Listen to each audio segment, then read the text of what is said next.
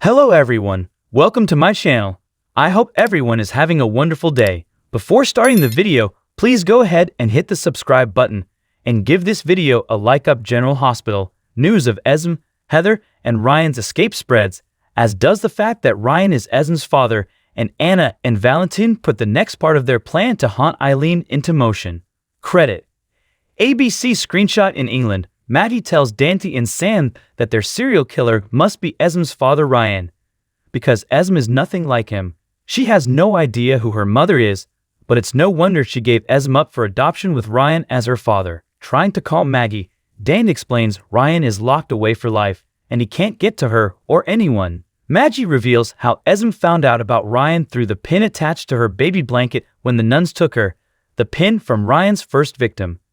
At Windermere, Ava opens her door to see Felicia out, only to find Ryan standing there. Felicia lets out a scream, and Ryan calls this a happy day as he's getting two for the price of one. He ushers them into the living room brandishing Mac's gun. Felicia asks how Ryan is here, and how is he walking and talking. He jokes he's a medical miracle. Ava says she knew he was faking it and has a laugh over him having to sit in silence and listen to her taunting him all those times. Felicia joins in and says he had to sit there weak and helpless while they all laughed at him, and he's losing his touch. Ryan disagrees and taunts Felicia that he ran into Mac on the way here and took his gun, which he won't be needing anymore. She demands to know what he did to him.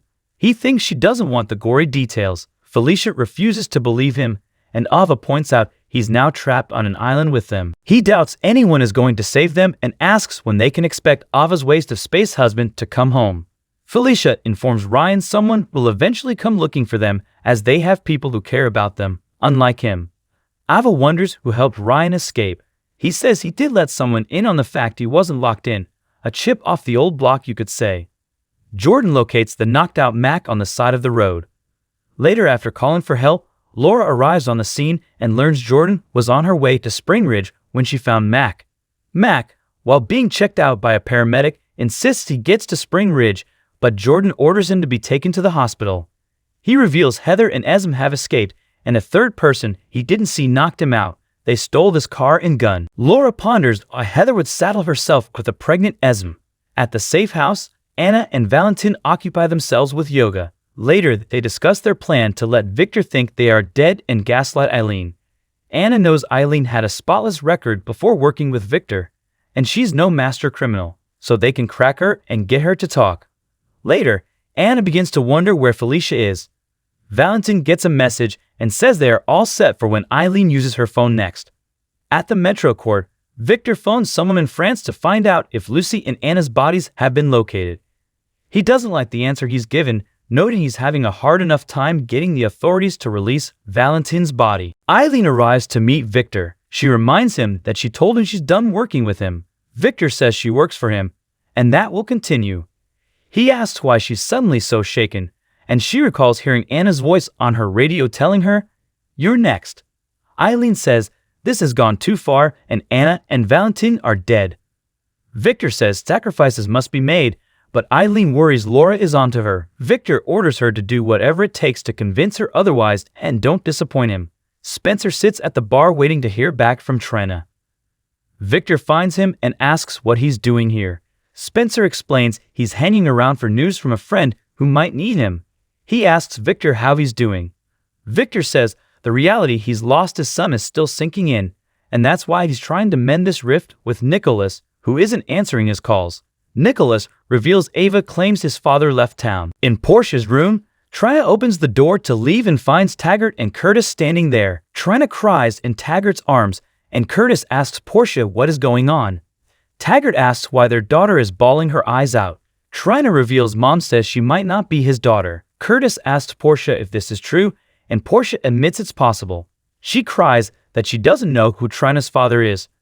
Trina can't listen to this again and runs out, and Taggert follows her. Curtis accuses Portia of lying to him. Portia says he walked away from her after he found out she was married and wanted nothing to do with her. She thought he was out of her life, and Taggert wanted to save their marriage. She explains she didn't want to destroy her family for a man who didn't want anything to do with her at the time. She knows she should have been honest, but there was a chance that Marcus was the father, so she convinced herself he was. She explains she wanted Trina to grow up in a loving, happy home. Curtis responds, "A happy home without me." Curtis demands to know why when they reconnected and her marriage to Taggert was over, didn't she tell him the truth? She cries she agonized over it, and then they thought Taggert died, and she couldn't take him away from Trina that way. Curtis says, "So you lied instead." Portia says she has lived with this guilt and anxiety, and she didn't want to risk ruining their new life together. He asks, "What kind of life could we have with this lie hanging between us?" Taggert finds Trina sitting in the parking garage. He assures her that they'll figure this out. She asks if Mom's lies don't matter to him. He says she is and always will be his daughter, and they embrace. Jordan and Laura arrive at the hospital and speak with the warden from Spring Ridge. The warden explains one of the guards is also missing. Eileen appears and suggests the guard could be Heather and Esm's accomplice. The warden leaves, and Laura asks Eileen why she's here. Eileen explains she heard about the escape and came to check on Mac and see if she can help. Laura says everything is fine for now. Eileen apologizes for overstepping while Laura was away, and that she was just eager to prove herself to her. Laura thanks her and asks her to deal with the reporters outside, but do not confirm it was Heather and Esm who escaped. Back at the Metro Court, Victor gets a call from Eileen. He excuses himself from Spencer and learns Esm has escaped.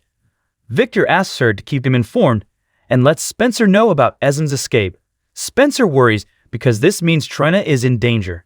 He rushes off. Alone, Victor calls someone and asks them to track down Nicholas. Back in the garage, Trina asks Taggert if he ever suspected she wasn't his daughter. Taggert says never for a moment. Trina doesn't understand how he could forgive Mom for cheating. Taggert admits he struggled, and it takes two to ruin a marriage. He didn't want to lose Portia or her, so he forgave her. He says they were happy for a while until he got crazy with the Cyrus case. Trina says she'll never forgive her. Spencer shows up needing to see Trina as it's urgent. Trina tells her father she'll call him and asks Spencer to get her out of here. At the hospital, Jordan calls Dante for an update on Maggie. She says there is a situation going on and Esm and Heather have escaped. Dante reveals to Jordan that according to Maggie, Esm believes Ryan to be her father. Jordan relays this to a stunned Laura. Just then, a detective arrives with the news of Ryan's escape from Spring Ridge as well. Outside, Eileen contacts the warden of Spring Ridge for a statement when suddenly static cuts in and Anna's voice comes over the phone saying, "You're next." Eileen asks who this is. Anna tells her, "You know, you killed me and you have my blood on your hands." In Mac's room, Jordan, Laura, and Mac discuss the latest turn of events. Mac calls Felicia, and Ryan answers her phone and taunts Mac that Felicia is now his insurance policy. He tells Mac if he sees a cop, then Felicia dies, so stay out of his way. After Ryan hangs up, Mac worries about Felicia. He notes that Ryan was fixated on Felicia for decades, and he thought she was safe when he turned his fixation to Ava. Suddenly, Laura thinks she knows where to look for them. Back at the safe house, Anna asks Valentine if she was scared in the call to Eileen. He says he thought it was hot and kisses her. Anna continues to worry about Felicia and if there could be a problem. At Windermere, Felicia is relieved that Mac is fine. In the foyer, Austin enters and hears Ryan ordering the ladies to come with him as he has people waiting for him. Ava says, "We're not going anywhere with you, Ryan." He says she may be right as they have a problem.